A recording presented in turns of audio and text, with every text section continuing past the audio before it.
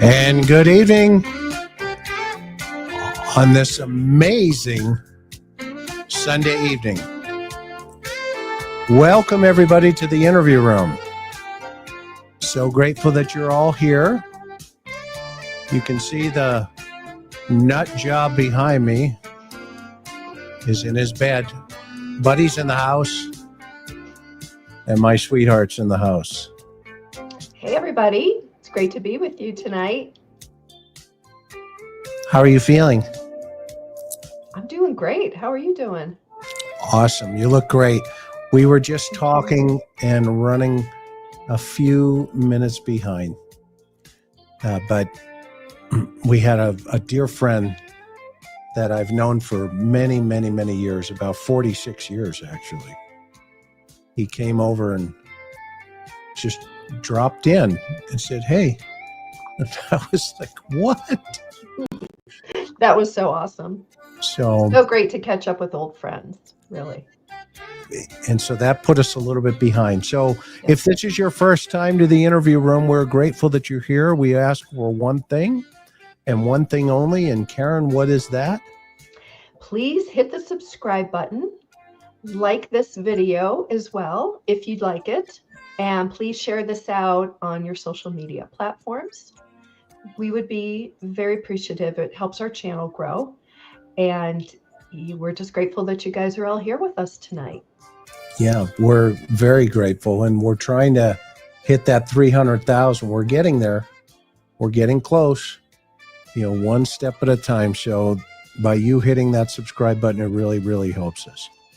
And of course, and let's not forget to thank our amazing mods. These women work so hard in chat. We're so grateful for each of our mods, Miss Sophia, Mimi J2, Maui Girl, Teresa M, and Laura Waldy. We love you, ladies. You make it so much easier for us. So we're just so grateful. And we love that chat. Our chat is known as a welcoming place full of amazing, smart, supportive people. So thank you all. Yeah, we have the best chat. I think every channel says that, but I really believe that we do. I mean, everybody is so considerate of one another very much. And of course, we want to always thank our regular subs and our members here on this channel, as well as our Patreon members. Without you, you make this all possible. This whole Sunday evening deal that we do here. So we're grateful for that. So we have crossed into the twilight zone with this Luigi Mangione case. Karen, what are we going to talk about tonight? We're going to update everybody. If you are not updated yet on this is the accused killer of the United Healthcare CEO. His name was Brian Thompson. He was gunned down on the streets of New York back in December. And the legal system is doing its thing. And Luigi Mangione appeared in court for the first time on Friday since his arraignment, since he was formally charged in the fatal shooting of Brian Thompson. And so this hearing was held in New York City on Friday. And what made most of the news was the amount of supporters that he had that rallied outside of the court, that apparently filled the halls of the courtroom, outside the courtroom as well. A number of them got in and were seated to listen to the hearing, along with media and other court watchers. And so we're gonna get into that, and then we're going to talk about some interesting things that his defense team has already started to do. And we'd love to hear what you guys think about some of these things that have come up, and we'll go from there. How's that sound, Chris? That's awesome. And so I think this case is going to change how other defense attorneys are going to start handling their clients. And we'll use I mean, Brian Koberger has a bunch of fans, no question about that. But I think Luigi here is going to take it to another level.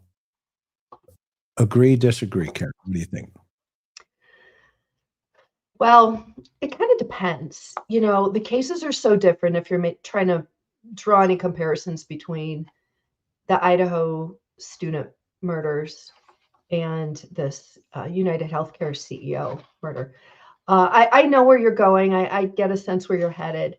And, I think it will. I think what we're seeing now, and I'm curious what you guys all think, is with the rise of social media and it being what it is, with the platform, if you will, of social media, I think these sharp defense attorneys are trying to figure out how best to use it to their advantage, knowing that the prosecution in many of these cases can't talk, by law, under law, before these cases get to trial.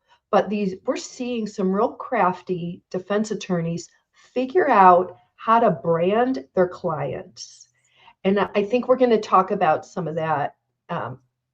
So hang on, I want to read this.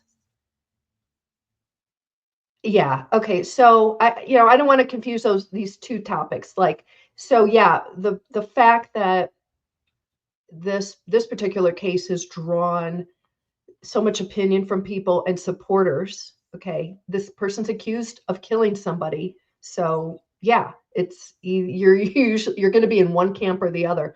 But we're also going to talk about the strategy that these defense teams are starting to use. And you see it in these high profile cases. And I think that's where we're going to go. Chris, what's your overall thought when you hear about all these supporters? We read that women came dressed in scarves that said "Free the accused killer," and things like his name has been on like these drive around town billboards in New York City. And yeah, there's we've talked about this in our other video, the last video that we did on this case. But I think we're going to see it. But what's interesting, how these two things come together, what I just was talking about, defense strategy, we're going to see tonight how the defense team is using this public support to their advantage. And you can see that play out in this new website that the defense team just happened to mention at an impromptu press conference after the hearing, because cameras were not allowed into the hearing on Friday. So the accused killer's defense attorney, she came outside the court and she gave a 10, 15 minute statement on what went on in the court, what she told the judge. And so in that time, she also slipped in, hey, we have a website specifically for the accused killer, the defendant. And I thought that I told Chris, I'm like, wow, I've never seen that before, where you've got this kind of, I don't know, it's almost like direct marketing. This is like conscientiousness of the brand of what she's trying to do, branding all this. Anyway, so there's a lot of circus-like stuff obviously already developing surrounding this case. I don't see this going away anytime soon. Chris, what say you? I agree with you. We've never seen anything like this in our time. But it was interesting. Remember how we talked about on the Cold Case Foundation the next phase of how social media is going to impact these types of cases, these high-profile cases like this. And you've got this idea now that, remember, people used to hang out when somebody was going to get the death penalty. They would hang outside of the prison and they would protest either for or against. I mean, when Ted Bundy was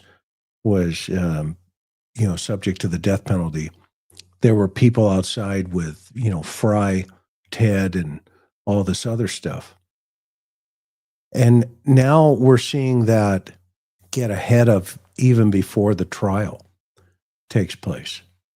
So social media has become, like Shane here says, it's become definitely a tool. And it's become a tool in the defense's toolbox.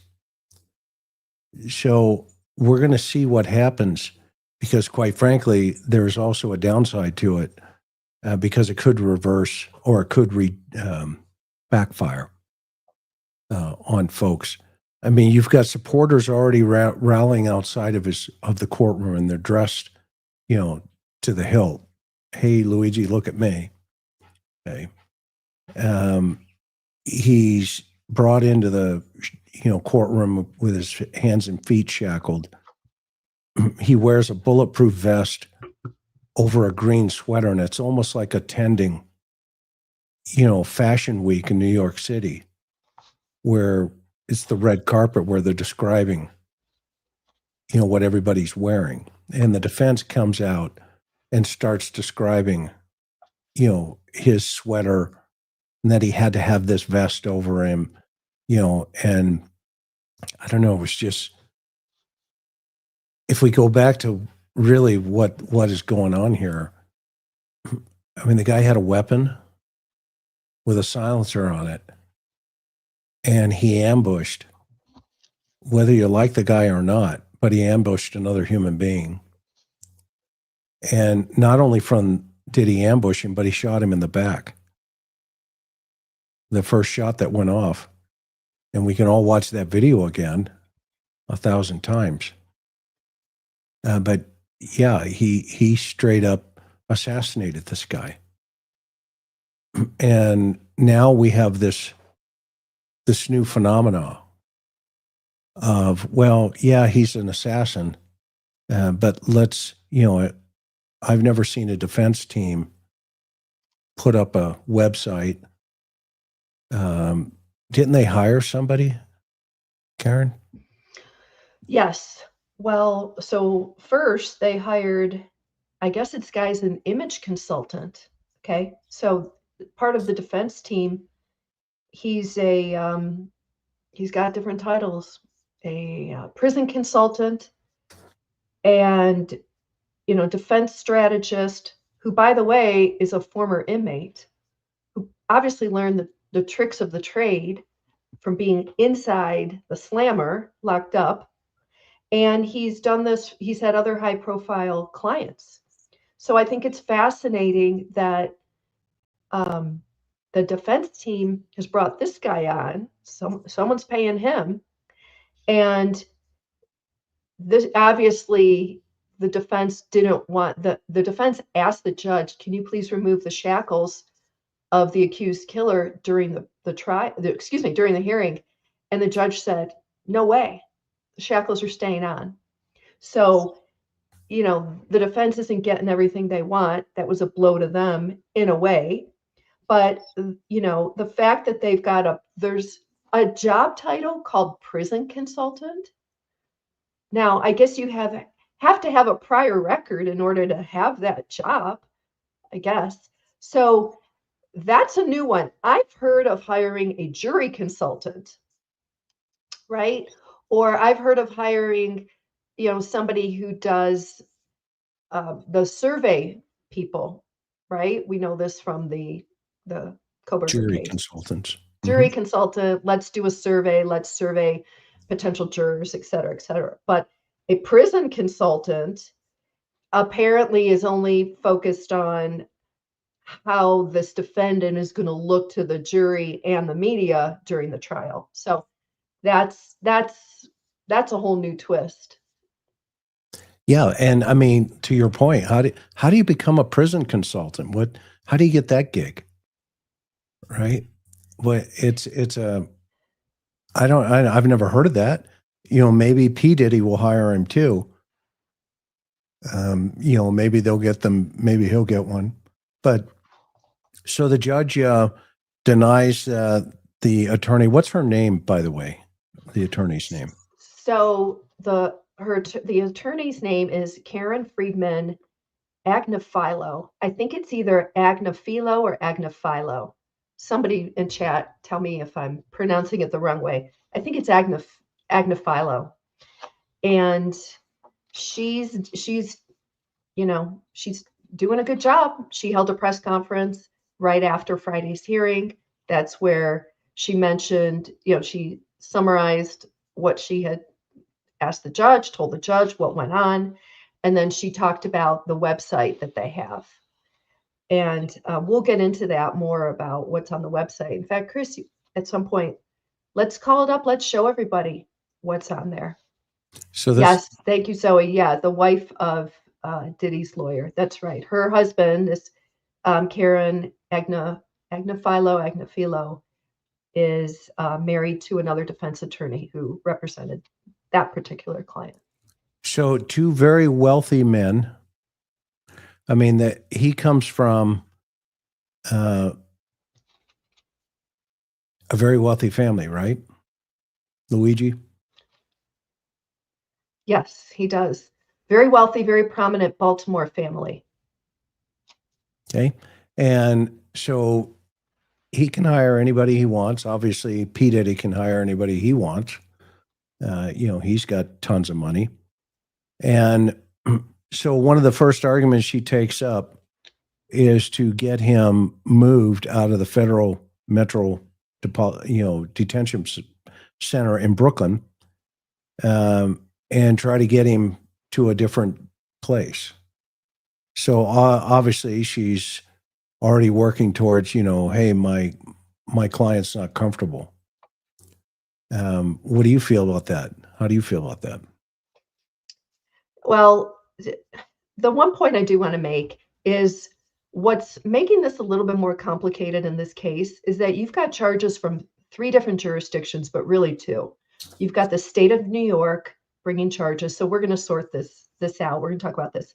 And you've got federal charges being brought. And then I believe we still have the Pennsylvania charges for where he was arrested a few days after the crime. And so it's not straightforward that it's just the state of New York with the case. You've got this federal aspect to it. And,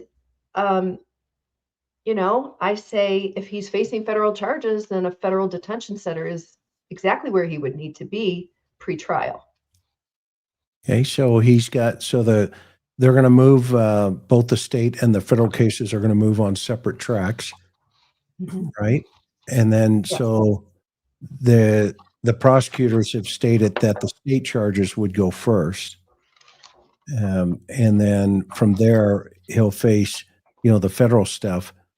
So both lanes there, he's looking at forgery, he's looking at criminal possession of a weapon, and then of course the most serious of all of that is homicide.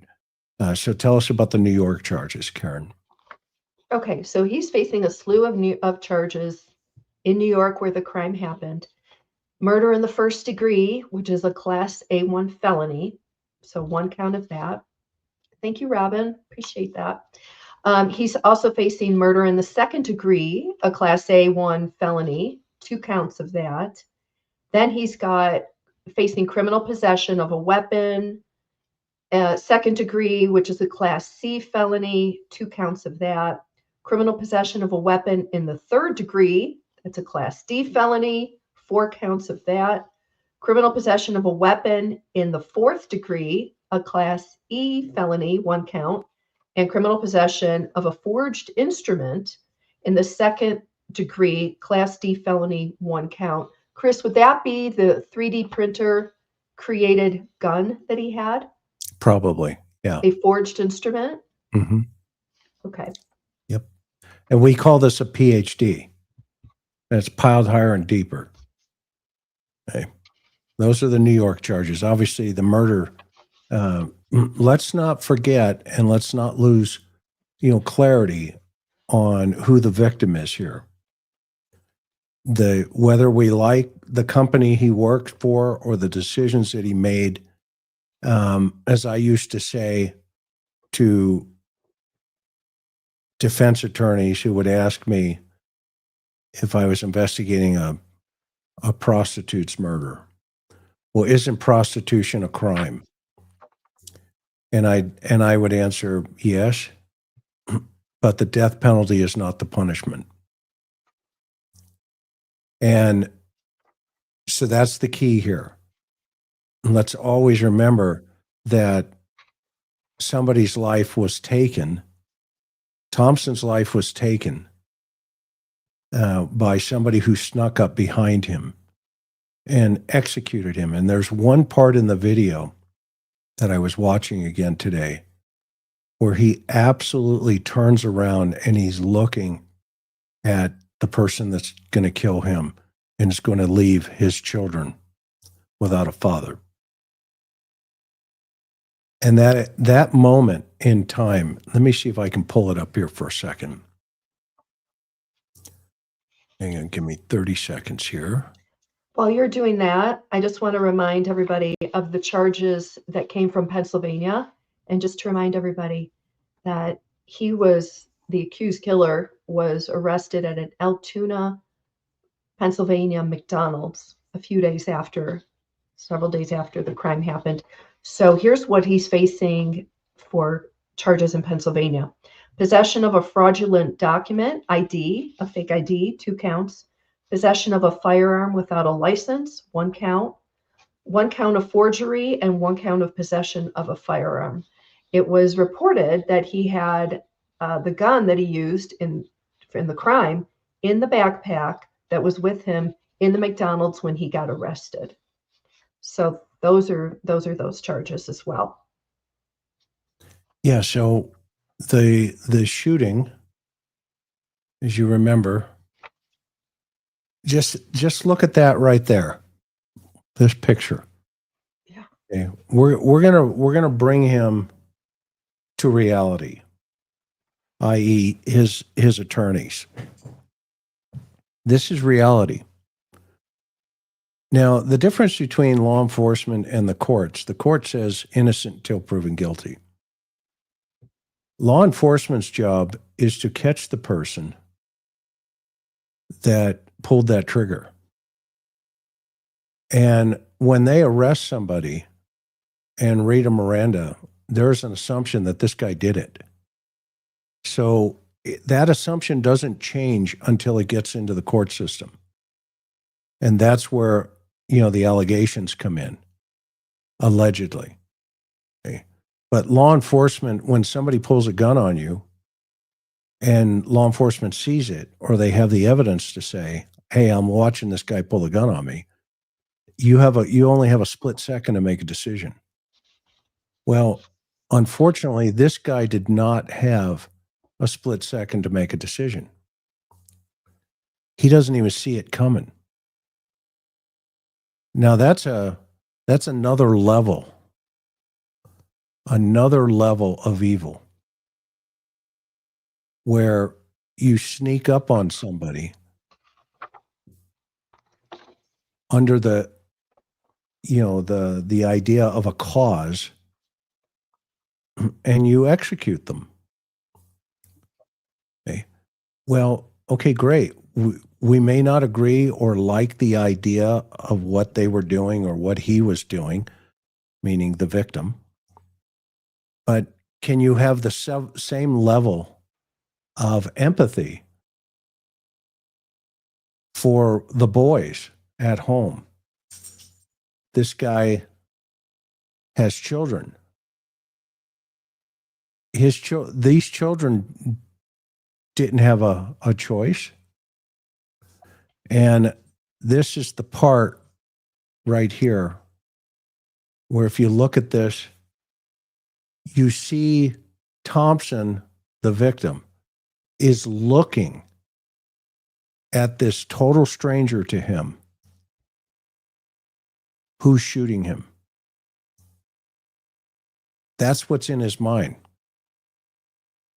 He's looking right down the barrel of that weapon. And what's interesting now is this is the image I want portrayed out there. I want this image put out there, which they have in the world. But I want social media to remember what's going on here. And Chris, I would say, here's my question. Why doesn't somebody take a look at that and say, that kind of level of brazen violence on the streets in America is not tolerated, period, full stop? How could people look at that and say, well, I'm going to support the guy who executed this man? I don't get it. And you know what? We shouldn't get it. The day we say, it's okay, other countries have this going on, the day that we say that, we've lost our civility completely. Yeah. That's what's chilling to me about people who are supporting this guy, who turn up at his hearings, who are writing him letters and sending him photos of themselves in while he's awaiting trial. We can't forget the facts of the case, and this is fairly black and white. The fact that there's a group of people, and I read one article that talked about the who are these people that are showing up supporting him. That's fine. They're on the younger side of life. They're not typically older people. They think, oh, this guy is a cause celeb, and we're going to send him money for his defense. By the way, he's from a very wealthy family. I just want to point that out. I'm not sure why he needs a legal defense fund. He's got an extremely wealthy family. Anyway, that being said, why is there not more outrage that somebody can take a gun and gun somebody down in broad daylight on a street in America and think it's okay? It's a mind blow. I don't get it. I'll never understand that. Right. And there's always been, hybristophilia, right? Where women fall in love with, killers, and vice versa. Actually, men fall in love with, Susan Smith, and who drowned her two children strapped into their car seats. And I mean, just think about that. And, Let me, go ahead. sorry, go ahead. No, I would just say, I would challenge, I haven't seen any of these letters that this guy is receiving in jail. I don't think it's more about this falling in love. I think it's more about counterculture. I think there's young people, for every generation, there's a counterculture, and they think it's cool. They want to be counterculture, and so they're going to write letters of support to this guy. And how are they connecting with him? Oh, people say they're commenting on his looks or what he's dressed, what he's wearing.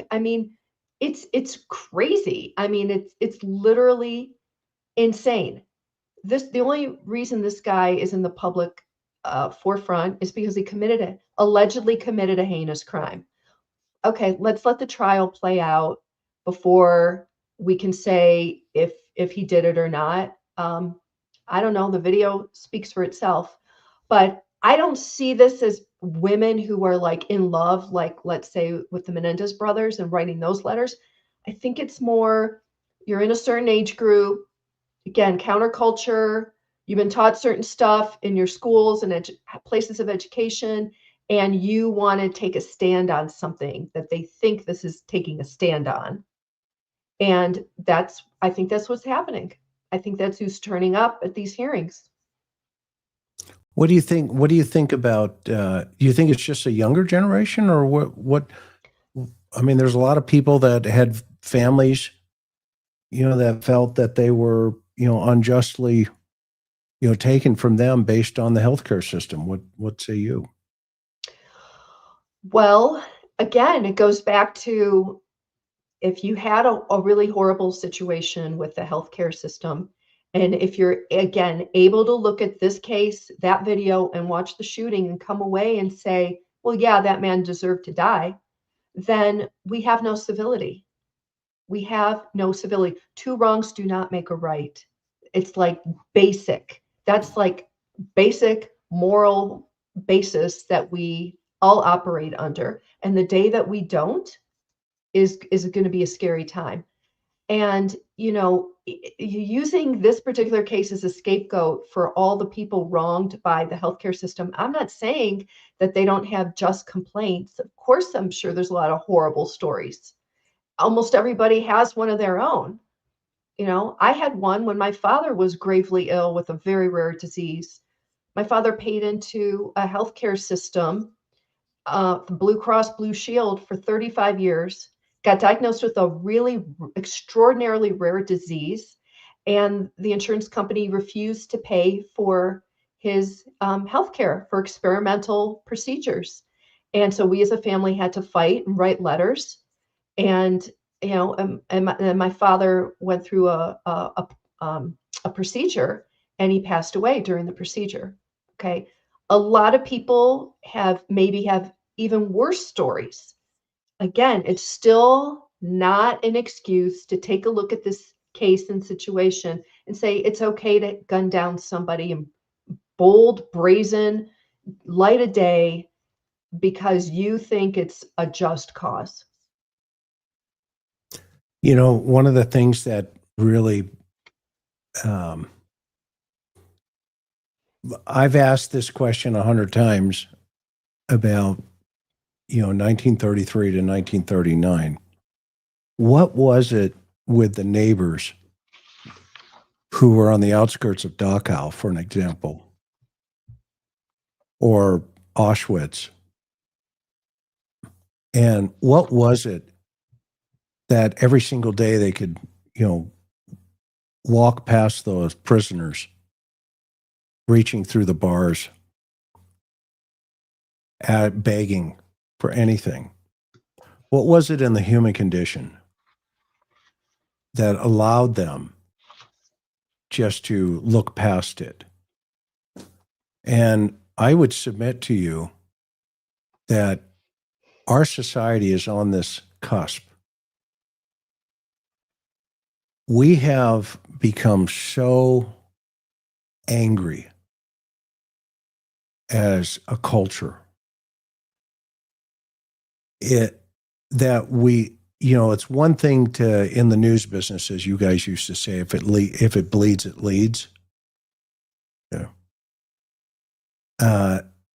If you think about where we're at today, this has become the point where somebody can watch somebody get executed, and then they have a cheering section that shows up at the executioner's hearings. And that's some scary stuff. I mean, did you ever think, go ahead, Karen. Well, and there's a certain aspect of, because we have social media today, everything goes out in a really condensed time frame, and people can kind of galvanize and get news and figure out what they're doing. So our communication has changed, and improved in many ways, and maybe not improved in many other ways. I mean, you always had people cheering on. That an aspect of society has always had that there. I would definitely argue that social media and the immediacy of it, and social media is kind of a cover for bad behavior, if we want to be really honest. And if somebody starts something, it's easy to chime in. Remote, nothing's in person, it's very impersonal on your phone or on your laptop, whatever. So yeah, there's always that macabre aspect that society has. I think sometimes this gets amplified because social media has a loud voice. But I wouldn't be surprised, like, there weren't thousands of people supporting this guy. There was probably a couple of hundred. It's a little hard to tell based on the different articles I've read. So let's not overblow how many people are supporting this guy. Okay. That being said, when we get to this new website, we're also going to take a look at this. it's not a GoFundMe. It's a different fund that was set up. It's givesendgo.com. Anyway, so supporters have raised over $500,000 for his defense, for his legal defense, if that's where the money is going. Who knows? So, I would say that yes, there's the truth is somewhere in there, meaning there's people who look at this and are, macabre and think, no, that it's a cause and the cause is more important than taking somebody's life. But I wouldn't overblow that at the same time. Does that make sense? Yeah. And, this is a great point. For Megas goes, she goes, I was an original hippie. This is different. I agree with that. I lived through the 60s and the 70s, and I'm still here. But I agree with you. Well, go ahead. I don't want to cut you off. Finish your thought. Well, no, this is different. This is different stuff. This is a whole new level. It is a whole new level. And there's ways to take up causes. And look, we have the most open society, arguably, in the world, or not even arguably. There's ways to do this. You can write letters. You can call your senator's office. You can, run for office yourself. You can, there's a lot of outlets to having a cause and being very passionate about it. You can start a group. You can start a Facebook page with like-minded people for whatever cause you're thinking of. So there's a lot of different outlets, but to be focused on, again, somebody accused of murder and thinking that it's justified is so beyond the pale of where we've been as a country up to now. Yeah, that's a huge social statement that you've made. Where what was it like in 1939 if somebody was Jewish in a community? Well, people would just show up. The younger generation would show up, the brown shirts. And at first it only started out with "Don't shop here." Then it started out with graffiti that said, "Don't shop here." And then it escalated into, "Do you know who your neighbors are?" And then it started out with, "Do you associate with them?" And then that escalated into, how do you identify yourself? What's your gender? Are you straight? Do you have a cause? Are you different? And then that escalated into, you're under arrest. For what? For being the wrong gender. For having the wrong identity. And think about how that just progressed in 6 years. In 1939, so from 1933 to 1939, it progressed. And so if we look at the last 8 years, 10 years, 12 years, as a society, were we more civilized as a society 12 years ago with each other? What do you think, Karen? The answer is, of course we were. And 12 years before that, we were even more civilized and polite to one another. There used to be room for debate in this country. There always used to be debate. Not everyone is going to, that's the beauty of the Constitution, the First Amendment. Nobody has the same one opinion, and we should be able to express it. But I would agree, the level of incivility, intolerance, hate has really escalated so much. And I think most people are sick of it. I think it's a tiny minority that plays in that game, and the rest of us kind of sit back and have to reap the repercussions. And the majority of people in this country are good. I think they have common sense. And, we all want to be civil.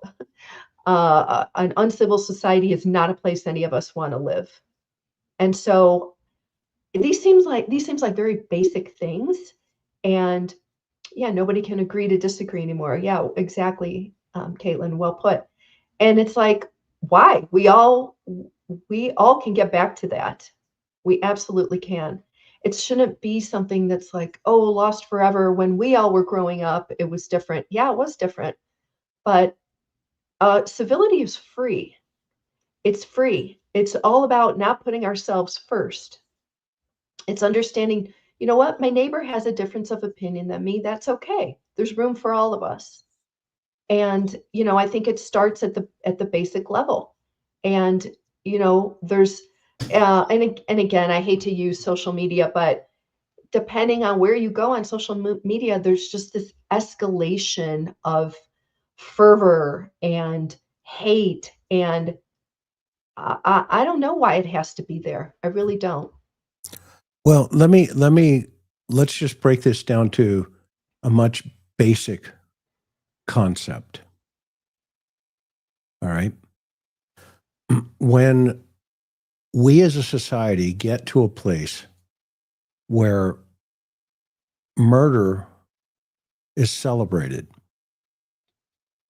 the next step in that society will be and is collecting children, right here, this picture, collecting shoes when people are asked to get off of trains. Let's not forget, this is only 75 years ago in this young country. You think when they were 5 years before all of this started to happen, that nobody could have contemplated or remembered any of these photographs that we're witnessing here. This is all up on the internet. And you look at these shoes, just tens of thousands of pairs of shoes. And there is an individual behind every pair of shoes. And there's also an individual behind taking the person in those shoes. The shoes that Thompson was wearing that night would be thrown into this pile because of the callousness of the person that pulled the trigger. There is no difference when a society gets to a place where we accept in Manhattan, New York, the idea of another human being walking out and shooting somebody through an ambush. And then we get to a place where our legal system allows a website about the shoe collector. And have we gone that far in society that now the shoe collector gets to sell those shoes. So what you're talking about is a defense team, arguably masterfully or not, depending on how you feel about this, using tools of the trade to market their position. That's what they're doing. Well, she's doing a couple of things. The defense attorney's doing a few things, in my opinion, with this website, which, by the way, Chris, I know you started investigating murder years before the rise of internet and web pages. Okay. But even in the last 10 or 15 years of doing what you've done, and you still investigate murder, you still obviously work with Cold Case Foundation. Have you ever seen a case where the defense team this early on, he was arrested in December, it's February, has a web page up and is, I would call this a preemptive strike overall.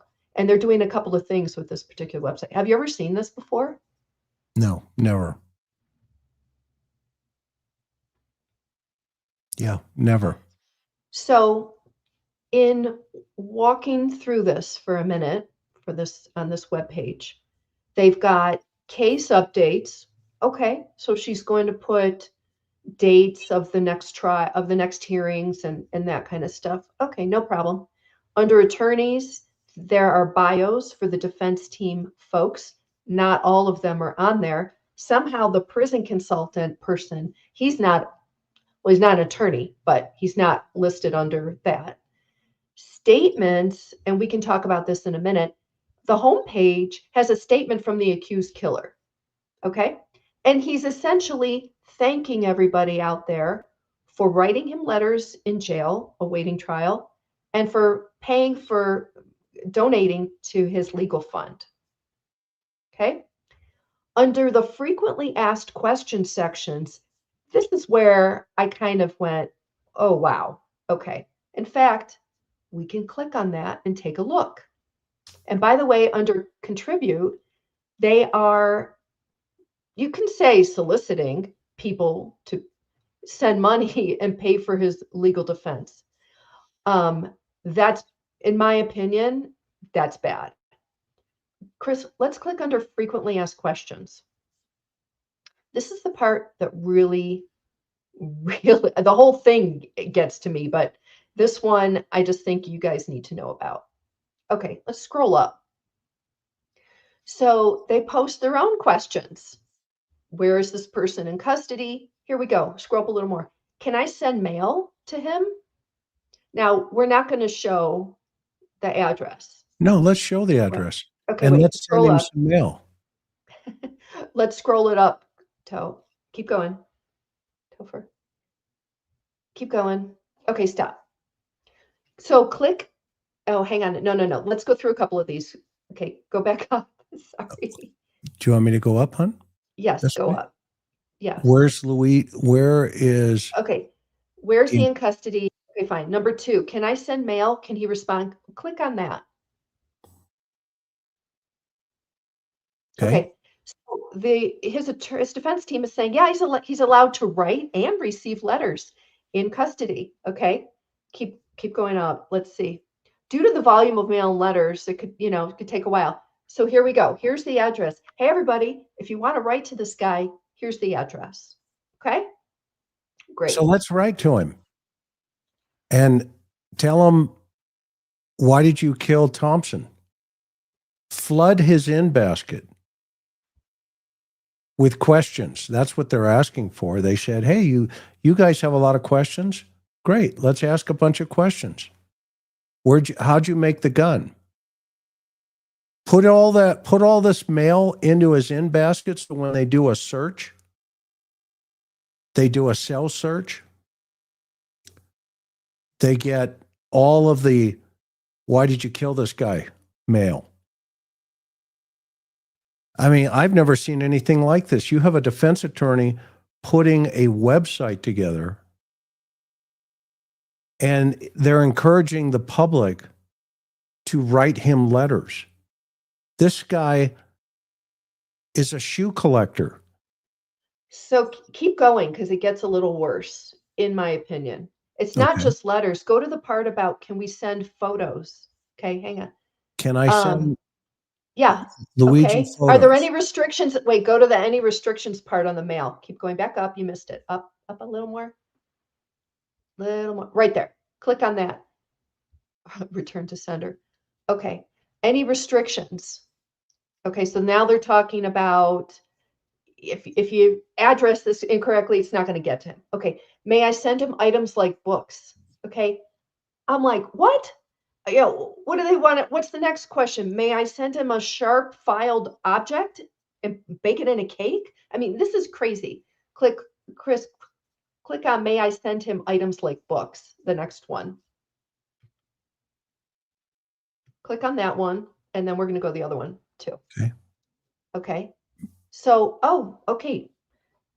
He's very appreciative. And here's some things that you can send him. He books, photo album, scrapbook, photos, 4x6. What? I mean, the letters is a mind blow in and of itself. Well, that's because that's Wha- the jail requirements, 4x6 photos.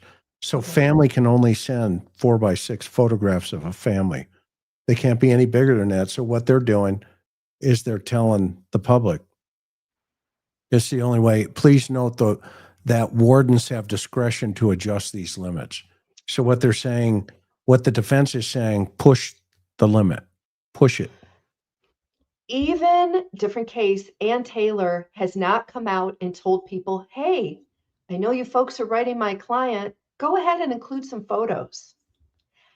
Yeah, Cheyenne, it's bonkers crazy, in my opinion.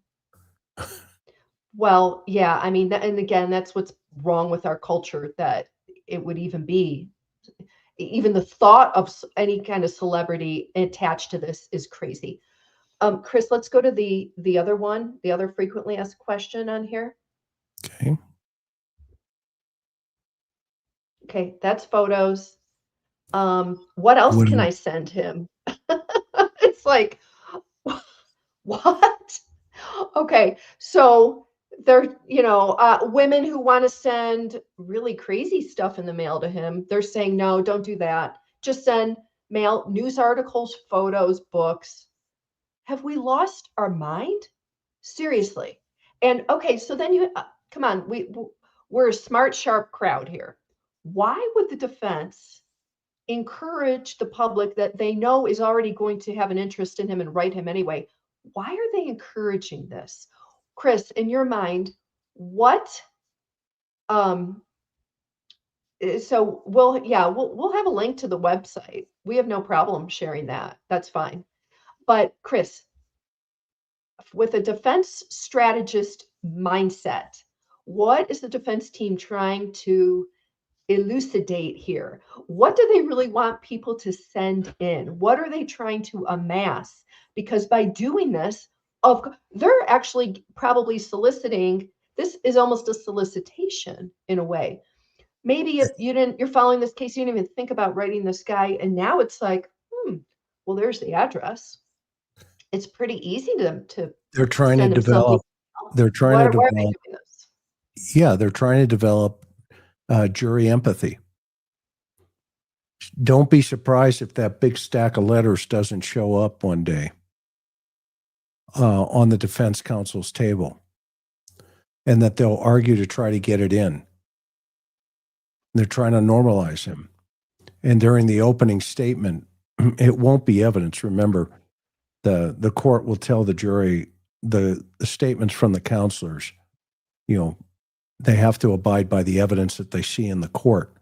But there will be a story told, i.e., if the glove doesn't fit, you must acquit. Okay.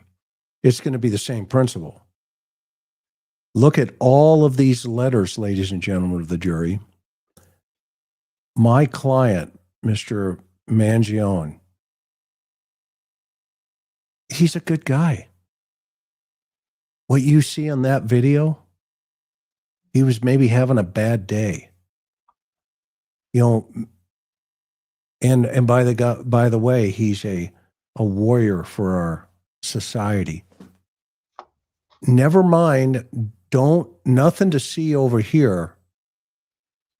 Don't look at any of these shoes, whatever you do. Don't look at anybody that took these shoes, whatever you do. Don't look at anybody on the other side of this wire, whatever you do. The guys over here, this is the bad guy. Nothing to see here. What they're trying to do is taint the jury pool 1,000%. And so, don't you dare take a look at the client. Don't you dare look at this guy with the pistol in his hand who just executed the guy over here on the ground. Nothing to see here. And if you'd like, you can send some letters. Letters of support. In fact, let us tell you about who he is and what he's all about. Would you like to know about him? Of course we would, counselor. Of course we would. So let's do that. Let's tell you, first of all, let's take you to the homepage. Okay? And let's tell you a little bit about who the shoe collector is. Due to an extraordinary volume of inquiries and outpouring of support, this site was created and is maintained by Luigi Mangione's New York legal defense team to provide answers to frequently asked questions, accurate information about his case, and dispel misinformation. I don't think there's much misinformation when you watch somebody execute somebody on the street. I don't know what kind of misinformation could happen. But, he needs his own website to make that happen. The intent is to share factual information regarding the unprecedented multiple prosecutions against him. What's unprecedented about that? People are charged in multiple states every single day, every hour. It's nothing special about him. It sounds like there's a little narcissism going on here. He must be special because, the information regarding the unprecedented multiple prosecutions against him. Hey, wait, do you want to hear from Luigi? Here's a message from him. I am overwhelmed by and grateful for everyone who has written me to share their stories and express their support. Powerfully, this support has transcended political, racial, and even class divisions. The last group of people that supported that collected shoes. If you were gay, your shoes are in that pile. If you were transgender, your shoes are in that pile. If you were a political activist, your shoes are in that pile. If you were Jewish, your shoes are in that pile. If you were a gypsy, your shoes are in that pile. And the list will keep going on. It'll keep going on and on and on. There's a lot of shoes in that pile. So just out of curiosity, I'm trying to figure out this powerful support, how it's transcended political, racial, and even class divisions as mail has flooded the MDC, Metropolitan Department of Corrections, from across the country and around the globe. While it is impossible for me to reply to most letters, please know that I have read every one that I receive. Thank you again to everyone who took the time to write. I look forward to hearing more in the future. Are you serious? Yes, they are. They're very serious. In fact, let's stay up to date. Let's stay up to date.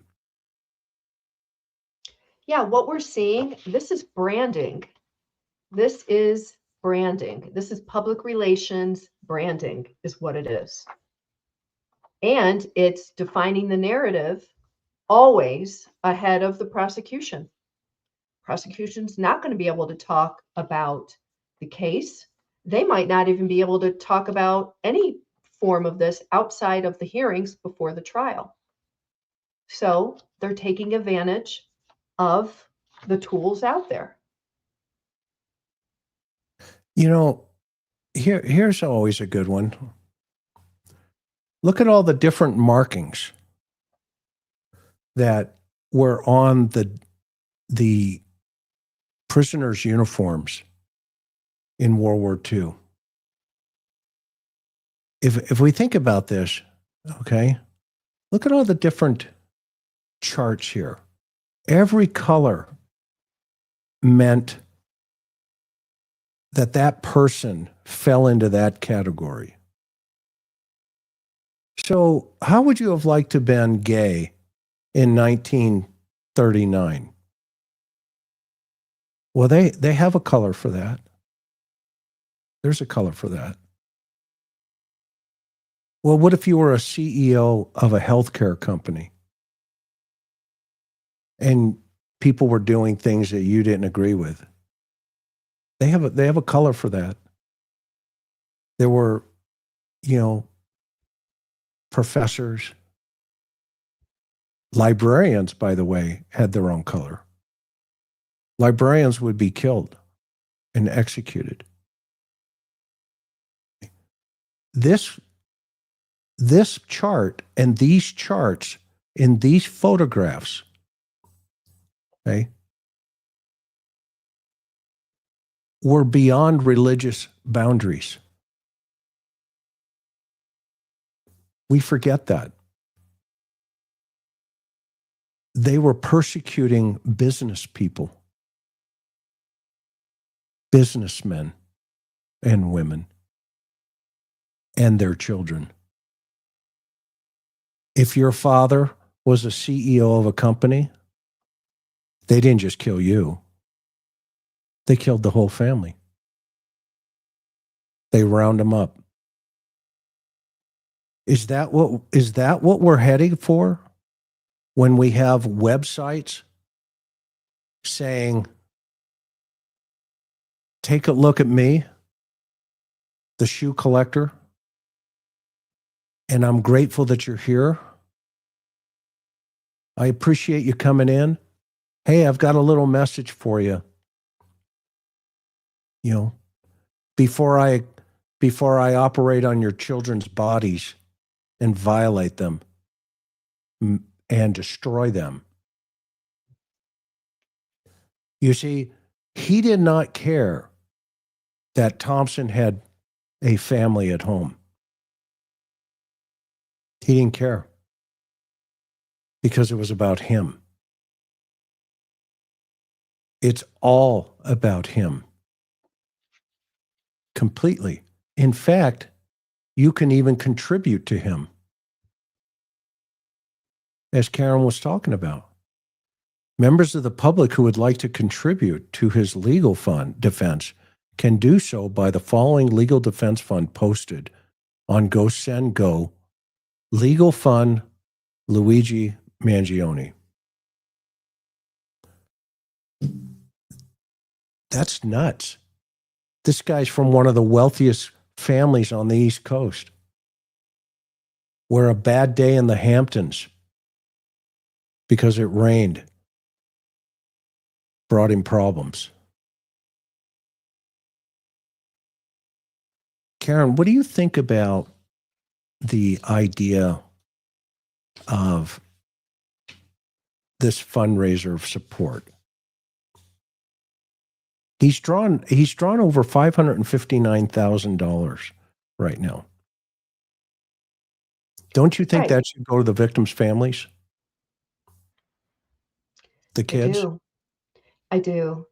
I hope the court suspends this and puts a TRO on this, a temporary restraining order, on any funds he's raising, till the conclusion of the trial. Let the public donate, but then freeze it, and then order it that it goes to Thompson's children. Yeah, that would be a great idea. So if he could not provide legal defense, it would be provided for him. We know that. Most places in this country, it's called public defender. So he would have had that. Obviously, somebody in his family hired these top-notch defense attorneys from New York City, obviously. So right there, that's who's, obviously they're not doing this pro bono. So this is bizarre. This is bizarre. Okay. Now the attorneys, so somebody else, none of these attorneys started this fund, because when you go on the fund, it gives the background of the person who started this. But to me, this is a huge legal conflict of interest, is what I'm trying to say. And they're representing him, and then they're asking for donations. But wait, who hired them to begin with? So the financial side of this is actually, it's tied into the letter writing. Okay, so if you silently support this guy, maybe you'll send him money. If you are more vocally supporting him, you may turn up at the hearing, or you may write a letter and send a photo.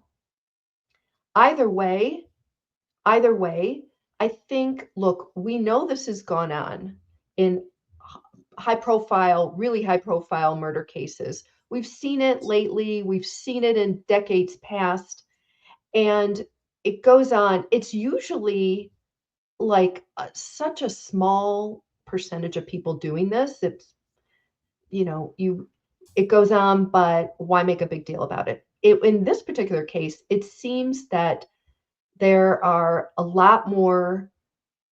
It seems like the defense is trying to exploit the people that would be supporting him. Okay, so if they're out soliciting support for their client, i.e., trying to taint the jury pool, I would think the court would step in at some point, to your point, Chris, and say, we're either going to freeze the money, or, somebody who is accused of a crime like this should not be able to have their attorneys do this side public relations business.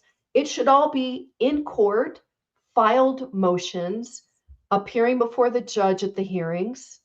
And I wouldn't be surprised at some point it does get shut down. We're not there yet, because obviously this is going on. And by the way, I would love to see the prosecution weigh in on their opinion, either filing motions or whatnot, because this, again, if you just go back to the case, I think this could potentially taint the jury pool. You can make an argument for that. And why is it being allowed in this case rather than any other case? Shouldn't be allowed in any case, in my opinion. I agree. I think there should be a gag order on this, and the judge should shut it down. Well, I'm not in favor of gag orders, and let's use the Idaho student murder case.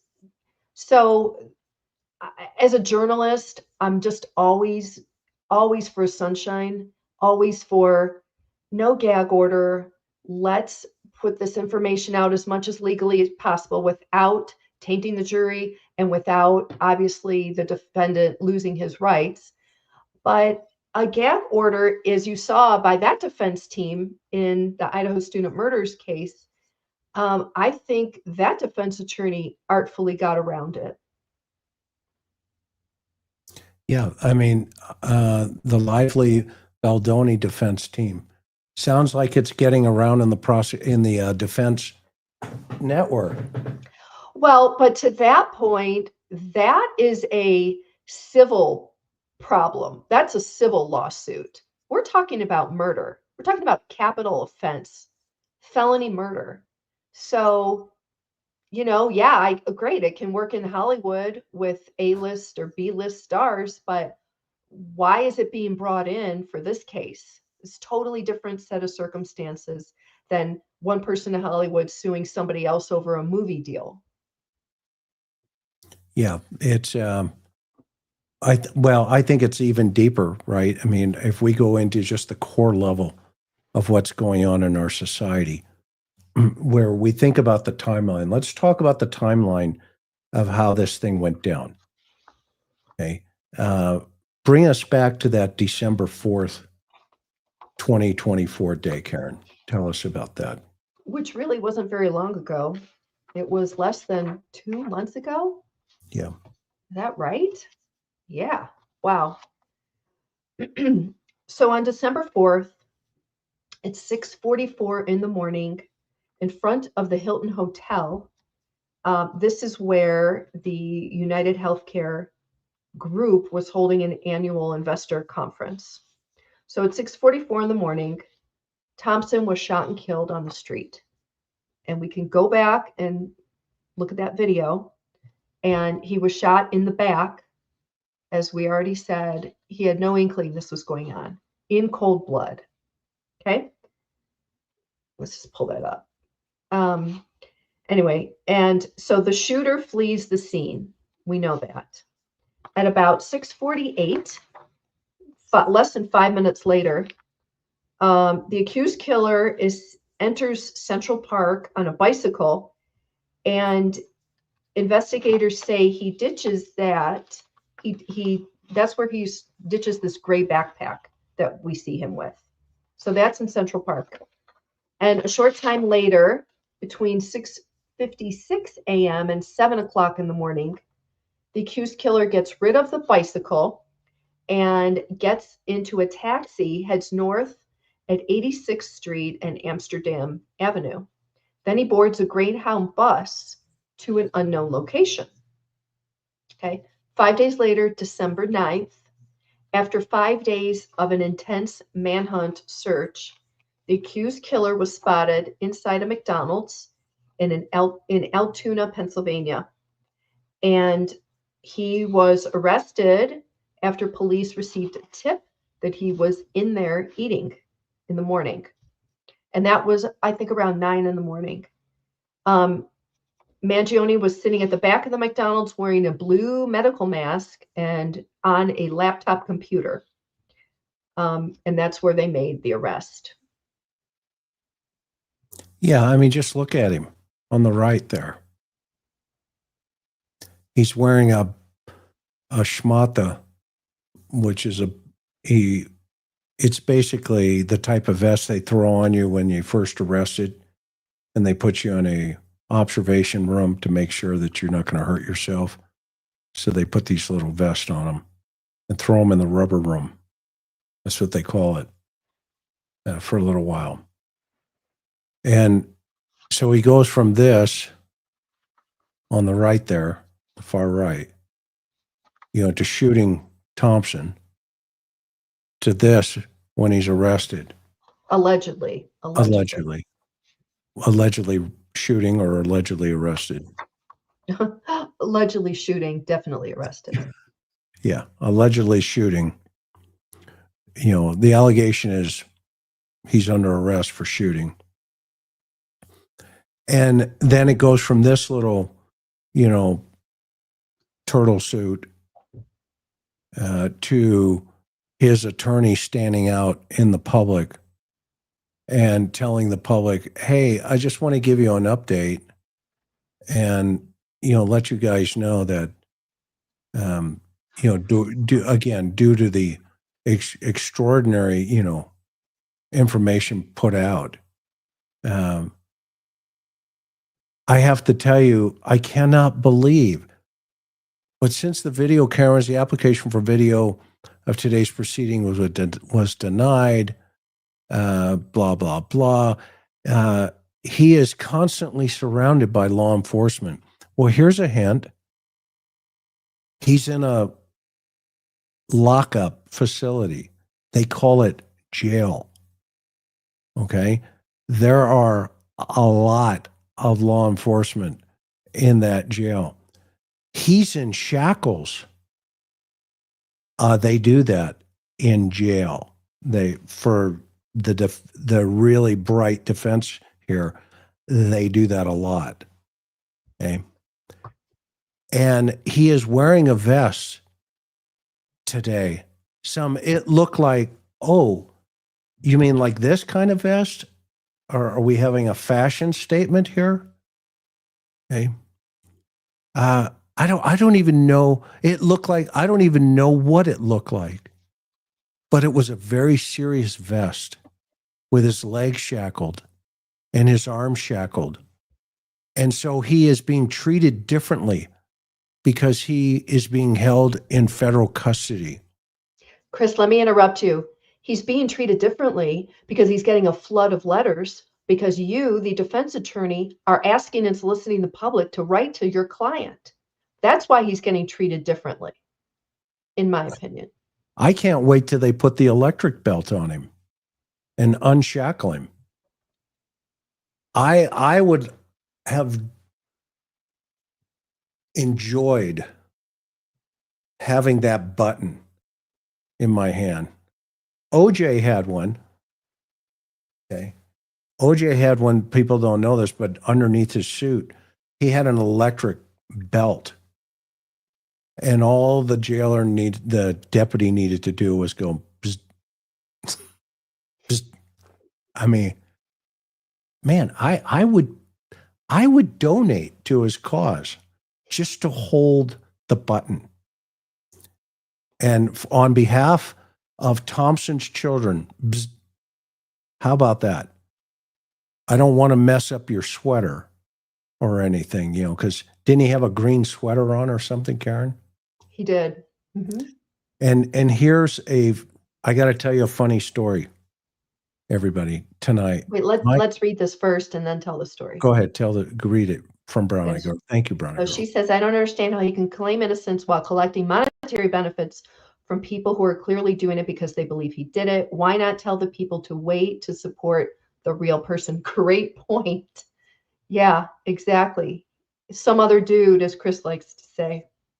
Yeah, sod. And but here's how cute my gorgeous wife is. She comes walking out with a green sweater on tonight to go on the program. I had to take it off. And she goes, "Oh no." And tell them why. Because I thought it was. Well, I don't want to look like I'm supporting anybody, obviously. No. Oh man. And I had to change. But here, of course, this is the whole, look at me show. Look at me show over here, the Luigi show. And I sit with him.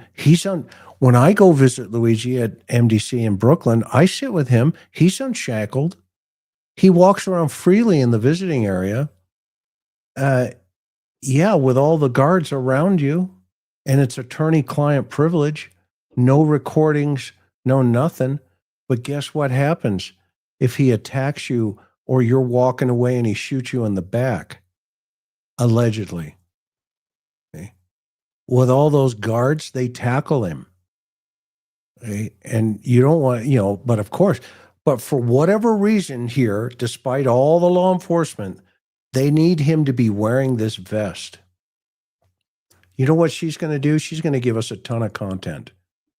I'm kind of liking this website idea here from the defense, because I'm just saying this is going to backfire on them. I fully agree. So they will come across as arrogant, narcissistic, victim. Juries do not like that. Juries see through that in a heartbeat. So acting dumb isn't going to work. I agree with you, Chris. It's going to backfire completely. That's if a judge even allows this to be continued to stay up on this website. I mean, they may be ordered to take the whole thing down. And there's a reason why we haven't seen this before. These defense attorneys push the boundaries. I do think it's up to the judge and the courts to say, time out. I don't care that you can do a website. We're not going to allow it. Yeah. And you're right. They're doing their job, but it's not a game. It's called professionalism. This is unprofessional. He is innocent until proven guilty in a court of law. He has the presumption of innocent, not, as they're saying in the third sentence here, a presumption of guilt, as opposed to the presumption of innocence, which he's entitled to. Well, I'm on social media and I'm saying he has the presumption of innocence. A jury of 12 individuals will determine his fate, but they won't be hoodwinked into doing it or contaminating the jury pool. There is an offset to the prosecution, and that is people like me and others who have common sense, who have been in this game now, for me, 42 years, who've never seen anything this unprofessional, ever. I mean, who do you represent? Your firm? Or do you represent Mr. Luigi by sticking his name out into the public light in today's world of social media, where people will cancel him, allegedly, like he canceled Mr. Thompson? People will take what you're writing here and putting out into the public arena and turn it on you. That's not a good look for somebody, quote, playing the game. This is not a game. I mean, I don't understand why the defense is doing this. What if Ann Taylor decides once the gag order is lifted, she's going to create a Brian Koberger website? Chris, I just want to make a point about this idea of it's a game, it's not a game. Years ago, the rules, how it was, because I've covered these cases for many years prior, is the defense was allowed a vigorous defense of the defendant in the courtroom. Everything used to be left in the courtroom. You never heard defense attorneys go out and even do radio shows back then. It was very rare, and they would get reprimanded by the judge in the courts. So it's the rules have changed. The rules of engagement have changed. And I'm just saying, years ago, murder cases were always high profile. They were always there, but you never saw anything like this. I get it. Now we have the internet. Now we have the ease of websites. And again, my point earlier, just because you can do it doesn't mean it should be done or that it will be allowed to be done. And the game, again, used to be played within the walls of a courthouse in a courtroom. And that was understood by both sides. And now, you see these defense teams and defense attorneys taking it to these different crazy levels, in my opinion. And the prosecution is still bound by the old rules. They're not going to go have a website, host a website saying, here's all the reasons why we got it right, and this is the right guy, and we're going to prove our case in court. So I just wanted to raise that point. That's a great point, Karen. That's a great point. I mean, here he is with a McDonald's box here. He's looking good. He's probably got all his hair and makeup on. It's all happening right there. He's looking good on, whatever Instagram or whatever the deal is going to be. But wait a minute.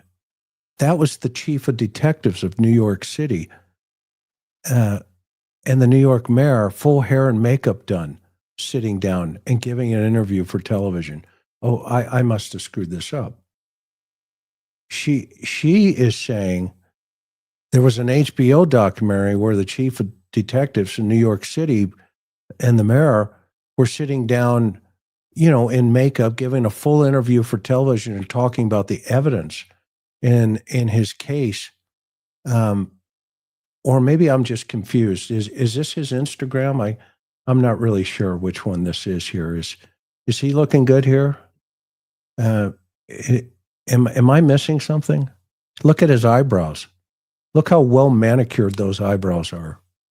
It's really hard for me to look at these photos. I don't really want to see them personally, but I get it that they're out there. You know, so she's making the point, she's saying, well, okay, and by the way, have you ever heard a defense attorney in a high-profile murder case say, not complain about the slowness of discovery and evidence coming over to them? I mean, it's out of their playbook. This is what they say, this is what they do. And Taylor has made a lot of money filing motions in court complaining about the prosecution. This woman is doing the same thing with this case. So, and it's almost like she's saying, well, this is kind of tit for tat. I'm justifying this website and doing all this because the mayor of New York weighed in and the chief of detectives weighed in on some TV show, and they're talking about the case. Although I don't know, I haven't seen it, I can't judge it, and that's part of her complaint for not getting discovery. It's a play out of their playbook. It's exactly part of the game. It's one thing when it's argued again before a judge in the courtroom. It's another thing when it comes out of the courtroom and into the public arena that there's kind of this disdain. There's kind of this just, why are you fighting this outside in the court of public opinion? Keep it in the walls of the courtroom for everybody's sake. Yeah, I mean, and specifically the shoe collector. You represent you represent more than just the guy here. You represent society values and the willingness to walk past Dachau every single day. You represent the people behind that barbed wire. You know, somebody asked me recently, Chris, you've testified for the defense on many times, haven't you? I said, absolutely. I work with the defense all the time. And they say, well, why did you go to the dark side? I had an officer ask me this recently. And I said, what do you mean? What's your definition of the dark side? He goes, well, you know, you're over there on the dark side. And I asked him a question. And he said, well, you know, what's your question? I said, who's the most famous felon on earth? And he was he hesitated and he stumped. He says, I don't know. I don't know what you're talking about. I said, you know, from my perspective as a Christian, it was Jesus Christ. Sometimes I like standing next to Jesus because he did nothing. Now, that's from my perspective as a Christian. And so I will stand up for those individuals who have done nothing. And he was the most famous felon ever arrested and brought before a trial and then brought before a death penalty.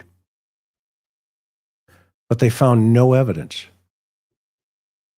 of the shoe collector. Zero. I hope we're not getting to a place in our society where we have lost all civility and we would walk by the buildings over there, hypothetically, with the smoke coming out of them. Karen and I will always stand for the victim. The suspect is always innocent until proven guilty in a court of law by a jury of their peers.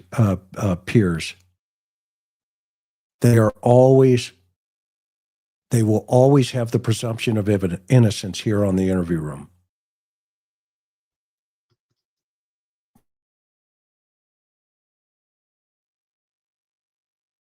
%1,000%. Karen, final thoughts on what do you think? Let's just remember the victims here, and that's the family members and the children of Brian Thompson, who lost his life on December 4th, 2024, gunned down on the streets of New York City. And I hope, like all of you, that justice plays out and that justice is served in this particular case. And we're going to just have to stay tuned. Yep. See you on the next one, everybody. Aloha. Continue Good to night, be everyone. good. Let's take care of each other. See you on the next one.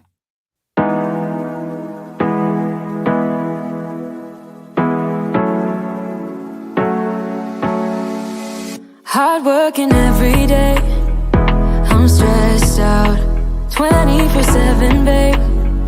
No timeouts. Wish we could fly away. You and I go to our favorite place. Oh yeah.